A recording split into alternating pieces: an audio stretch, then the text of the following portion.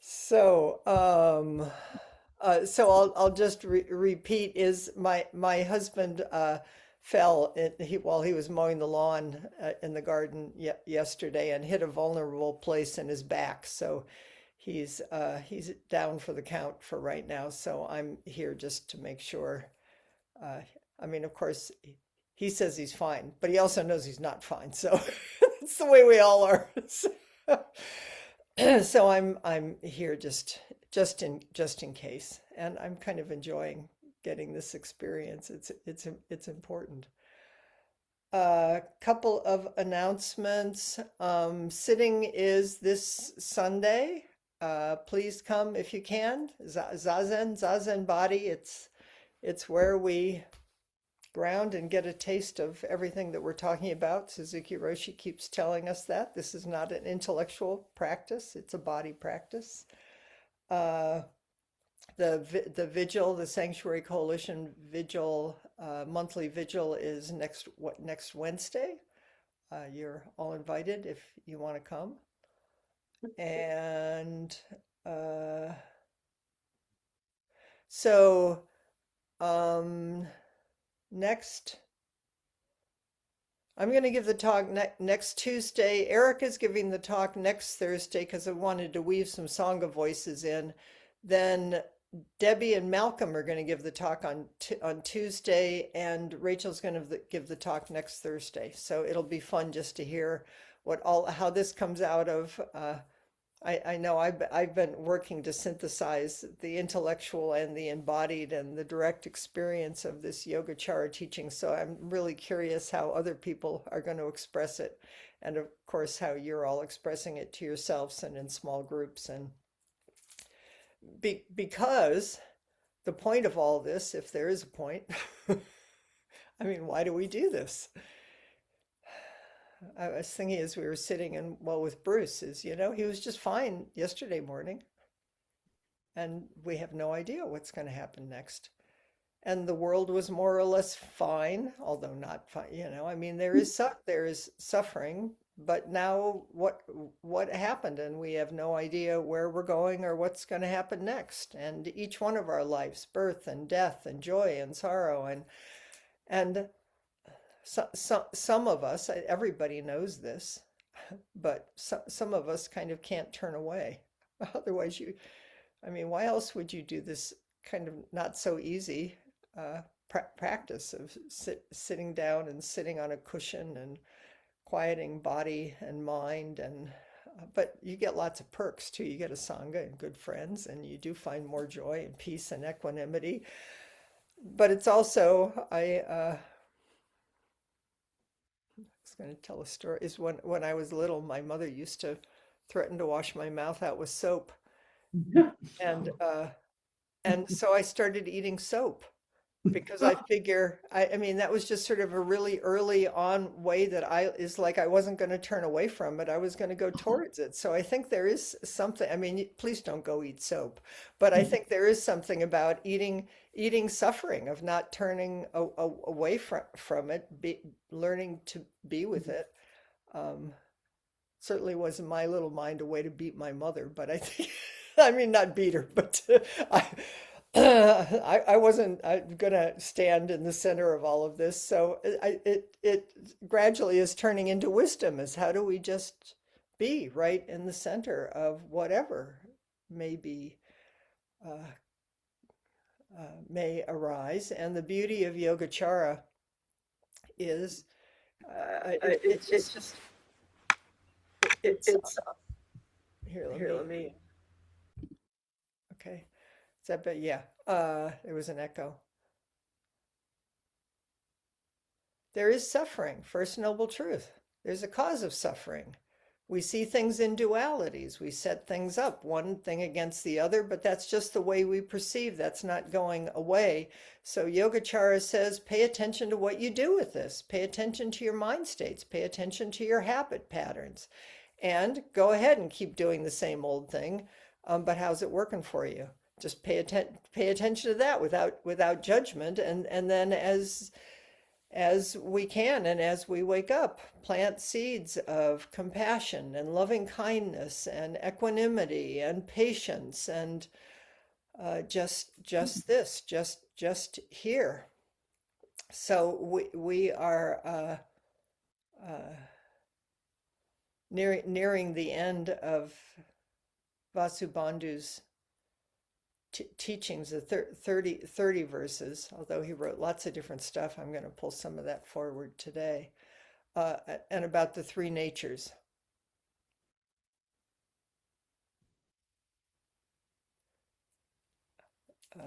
Let me, because I'm going to use today, um, I'm going to use Thich Nhat Hanh, but primarily, uh, I'm going to use primarily understanding our mind and then also Suzuki Roshi.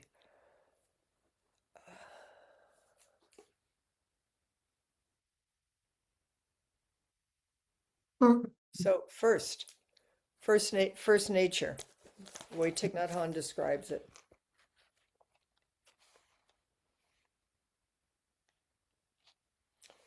He says the three self natures, the ways in which our consciousness apprehends reality. The first self nature is the nature of imaginary construction and discrimination. Because the mind is bound to delusion, craving, and anger, it creates false images of reality based on wrong perceptions and discrimination. We see through our narrow views, and we're sure that that's the way the world is. Two, in order to unlock the door of reality, we have to observe, look deeply, and discover and put into practice the principle of the second self nature, the nature of interdependence. One thing can manifest only by relying on everything else. Oh, but we could just go into our own little closed closets and make it all go away, or under the blankets, or which we all have those moments, but you know what? That's it too. A flower can manifest based on only on the requisite. A flower can manifest only on the requisite conditions. The rain, sunshine, soil, and the other factors which make its manifestation possible. So the degree to which we can stabilize and be in that which we might call unpleasant is the degree to which we can also be and stabilize in the pleasant and the neutral, and then more and more life comes forward to enlighten us. And it's not what we thought at all. That's that's the beautiful teaching here is, and why we're doing this particular teaching in this time. And I think it's why it's one of Thich Nhat Hanh's primary teachings is one, Yogacara was what he was versed in as a young monk in Vietnam, and two, I think it's probably what saved his life and allowed him to stabilize other people around him during the war in Vietnam. Plus, these amazing spring days. It's like the wow, don't miss it. We don't want to miss any of it because it's alive and it's vibrant and it's dynamic. And the degree to which we shut doors and windows is we shut life and alive out. The third one, when we are able to perceive things in the light of interdependence, one day the true nature of reality will reveal itself. This is the third self nature, fulfilled nature, or the nature of ultimate reality. I think Ben's translation is complete realized nature. The key that unlocks the door and reveals ultimate reality is looking deeply with the eyes of interbeing. Looking deeply with the eyes of interbeing. So we're going to practice some. I'm focusing on the second interdependence today, and I did on Tuesday too. On at the sitting, I'm having fun studying and getting ready to talk about thusness. Thusness is another word, or suchness is another word for complete realized nature or fulfilled nature. And it's also called luminous mirror-like wisdom, which I love that image. So I'm having fun pursuing that one too. So uh, that's so I'll be talking about that on Sunday, and then we'll do a little. I'll do a little wrap up next Tuesday, and then we'll let the Sangha members go. So I want to go back to Suzuki Roshi. Same thing, one with everything.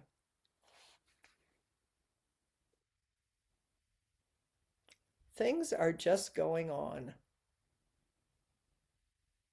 If you realize this point, that is renunciation. I think it's beautiful. He calls it renunciation because it means renouncing grasping and grabbing, renouncing the self moment after moment, not as an act of self-deprecation, but as an act of affirming the self as all beings, which is the Bodhisattva vow. We say that I am here and you are there. It is okay to say so, but actually, without me, you don't exist. Ha! No. You have to have some kind of sense of humor. And what we're Suzuki Roshi says what we're doing is way too serious to take ourselves too seriously. The self will keep affirming itself. Don't think you're going to get over it. Just think it's funny and sad and kind of delightful sometimes. It's like a kid, you know? It's just like a kid playing, like hiding behind couches and popping out and surprising you. And without you, I don't exist. This is very true. Since I am here, you are there. Since you are there, I am here. Then he says, I'm skipping through a little bit. When I was flying back from the East Coast the other day, I saw a beautiful sunset. The sunset lasts a pretty long time if you are flying towards the west. Mm. The facetious part of me wants to say he could afford a ticket and then he waited in 4 hour lines around the block to be able to get through check-in these days. And but you don't need to hear all of that, but I added it just to make it up to date. Anyway, he got on the airplane and then there's fuel and it's all good. People on the ground, so you're up in the air. People on the ground think it is dark and there is no more sun. But if you are flying high up in the sky, you still have the sunset Mm. and you can see beautiful clouds.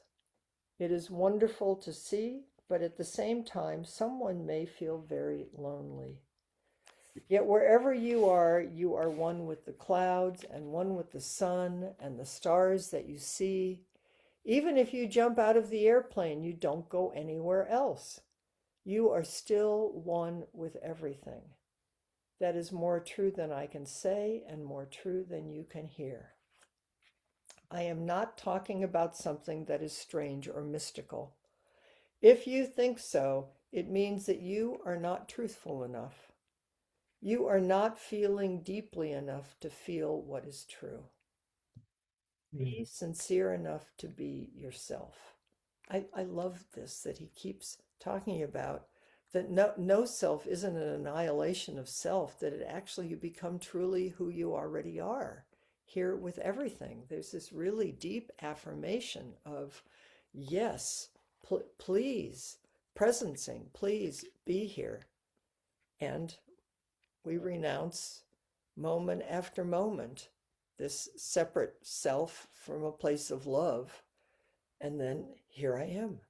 Here I am, which includes I like it, I don't like it, I'm afraid, I'm angry, I'm joyful, I want to hang on to it, the whole thing. Again, Dogen said that if you want to retain renunciation from birth and death, don't try to get out of birth and death. Birth and death are our equipment for this life.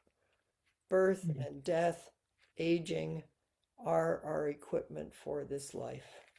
Without birth and death, we cannot survive. It is our pleasure to have birth and death. That is how we understand this truth. Yes, just yes. Just bow. In short, I love this. He's so ordinary. Don't be involved in making too many homemade cookies. Your ideas of big or small, good or bad. I'm remembering then maybe it was during this period is at Tassajara there were food wars because there were a lot of macrobiotics and people who thought you should eat, and I mean that's why the Tenzo is such an important job in the monastery, because you're taking care of everybody and the focus on food is just so there were some very strong feelings happening around food in that time, and now we do it there but lots of other places. In short, don't be involved in making too many homemade cookies. Your ideas of big or small, good or bad. Make only as many as you need. mm. Without food, you cannot survive. So it is good to make cookies, but don't make too many. It is good to have problems, and without problems, we cannot survive, but not too many. You don't need to create more problems for yourself. You have enough problems.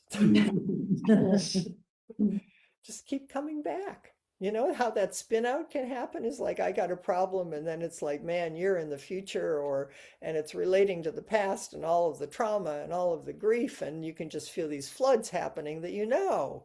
It's just like you got enough problems. Just come back and just be here. That's take care of yourself, which is taking care of the whole world. Since you make too many cookies, I have to eat some. I have to help you. If you realize this point and enjoy just enough homemade cookies, that is the Buddhist way. That's sweet.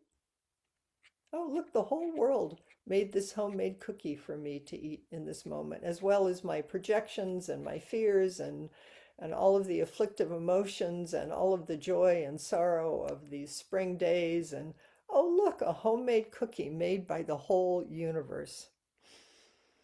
Just enjoy homemade cookies. That is the Buddha way. That is how to enjoy life, and that is why we practice Zazen.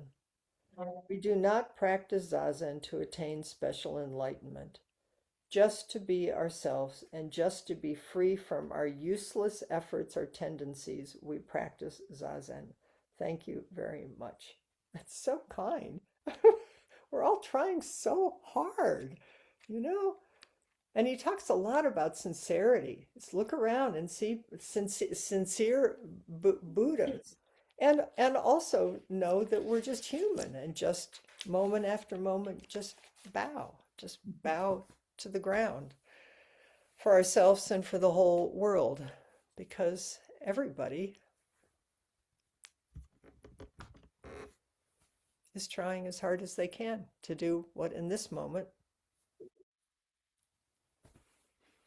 they think is the right thing to do or the only thing to do or what's in front of them because of 100 million thousand causes and conditions. So our job, our bodhisattva job is just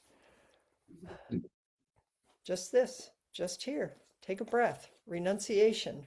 Renunciation, which is an act of love. Renunciation, which is uh, it's the verse that you say before you take vows and when we renew vows, and all my ancient twisted karma from beginningless greed, hate, and delusion, born through body, speech, and mind, I now fully avow. Which I never liked in the beginning because I come from Judeo-Christian and it sounded a little sin-based, and now I think it's like renunciation is an act of so much love and joy of I'm a human being. Greed, hate, and delusion is the nature of my small self and of all of us selves running around, self-identified. And I just, moment after moment, born through body, speech, and mind, pay attention and keep planting seeds of goodness. Keep coming back close. Love and kindness for ourselves and for the whole world. And then I'll remind everybody that in the ceremony, in the full moon ceremony. After that, you call on all the help from all the beings, all the big bodhisattvas and Buddha and everybody across time and space that is wise and enlightened, and say, "Help me," because it's like Annie Lamott is like, help me, and thank you." Or Norman Fisher saying, "Appreciate your lunacy and pray for help." It's just pray, just moment after moment. Call on your wise self, call on Buddha, and then you do the precepts and then you know you can't do them, but you're going to do them anyway because you love everybody and you love the world and you want to wake up, and then you go do something stupid and then you just do it all over again forever. This is what we do. Was that discouraging or encouraging?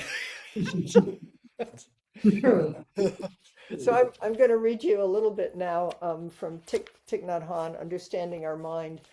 This is verse 42 in another of Vasubandhu's lists. Even when blooming, the flower is already in the compost, and the compost is already in the flower. Flower and compost are not two.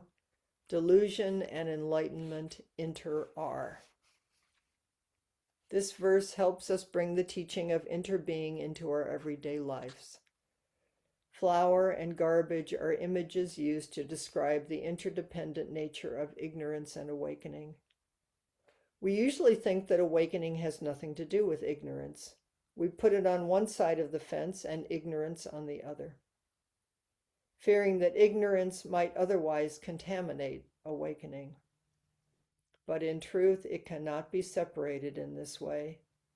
If there were no ignorance and confusion, there would be no awakening. If there were no ignorance and confusion, there could be no awakening. They're intimately interrelated. Ignorance is the ground from which awakening is cultivated. If you say, "I want to put an end to the cycle of birth and death, I will only accept liberation," it shows that you do not yet understand the nature of interdependent co-arising. If you try to throw away this to be able to find that, you will never find what you are searching for. Really, these teachings are they're always profound, but they're so profound right now. I mean, I can feel it in my own heart and mind. I want things to stop. It's like it's too hard, and I'm safe and in my little home, and take a breath and come back. That can only be found within this. The Buddha advises us not to run away from anything in order to run towards something else. That's the gift of presencing. That's our practice. That's, I think you want to know what to do in this time. I mean, there's 100 million things you could do. Figure it out, each one of you in your own way, big or small. But the most important thing is do not, Buddha advises us not to run away from anything in order to run towards something else. Presencing, just here, just this, helps ground the whole world. In fact, the practice of Buddhism is the practice of aimlessness and of having no goal. Not so easy, huh? Ongoing, continuous practice. Roots of affliction, the unwholesome states, unwholesome mental formations such as greed, hate, ignorance, pride, doubt, and views cause us to suffer. When we want awakening, we take hold of our mental formations in order to transform them. We have to accept all our afflictions, our mental formations, all the difficulties in the world, our body, and our mind in order to transform them. If we reject them, if we try to run away from them, we will never succeed. There is no escaping the things we hate. We can only transform them into what we love.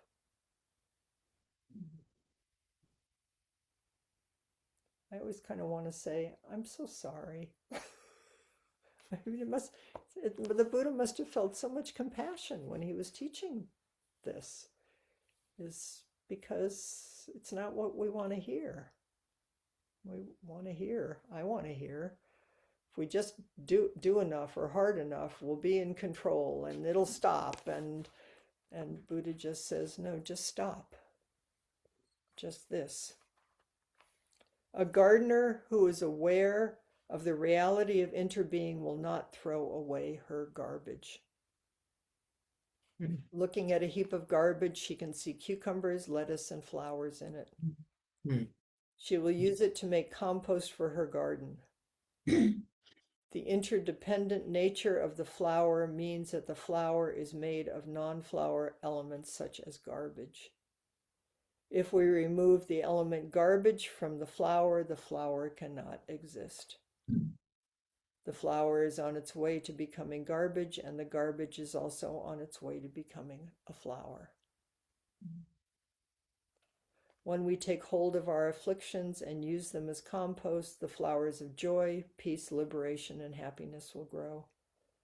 We must accept what is here and now, including our suffering and our delusion. Accepting our suffering and delusion already brings us some peace and joy. This is the beginning of practice. I'm going to read just another paragraph or so. We accept what is in the present moment in order to have a deep perspective and the capacity to transform our circumstances. If we always make the aim of our practice some future circumstance or result, we will never learn to accept the present time and place, which in fact are the correct conditions for our practice. Flowers and garbage both exist in the present, here and now. The conditions for enlightenment also exist here and now in the present. Enlightenment, I would say, is intimacy with all things, cannot be found by running away from delusion. Looking deeply into the nature of delusion, you touch enlightenment. Here's the path in Thich Nhat Hanh's language. Mindfulness. Mindfulness, presencing, is available to us in every moment. We all have seeds of mindfulness, loving kindness, understanding, and joy in us. These seeds can become beautiful flowers if we can learn how to transform the garbage of our hatred, discrimination, despair, and anger. By looking deeply into the nature of suffering and transforming the energy of suffering in us, we can help the energy of happiness and peace to manifest.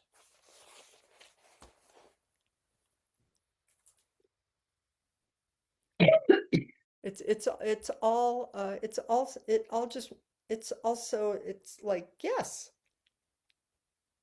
it's also beautiful and wise and compassionate and kind and vast and deep and inclusive.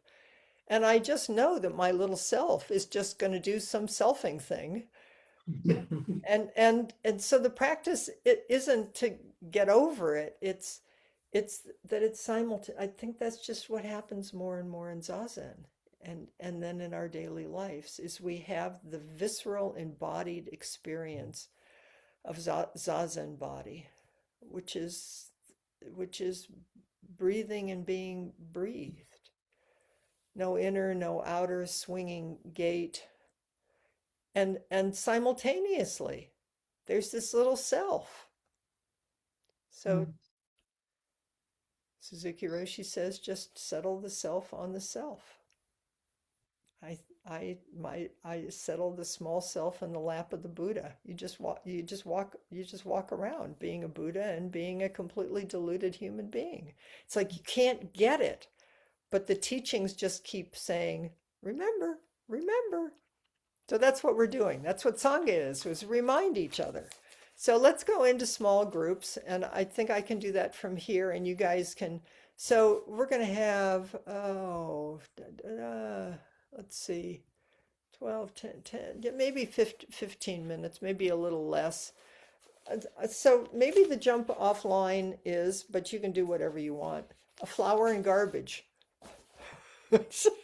And then you might want to just bring forward how that resonates in your life, or a story of your own life and your flowering and your garbage and composting. So let's just make this, bring it close. And confession and renunciation is always kind of a fun thing to do.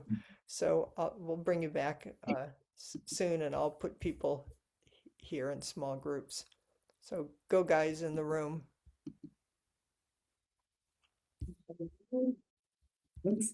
Since you were a student. Yeah, I sit there and I'll. Oh, you want us? Yeah.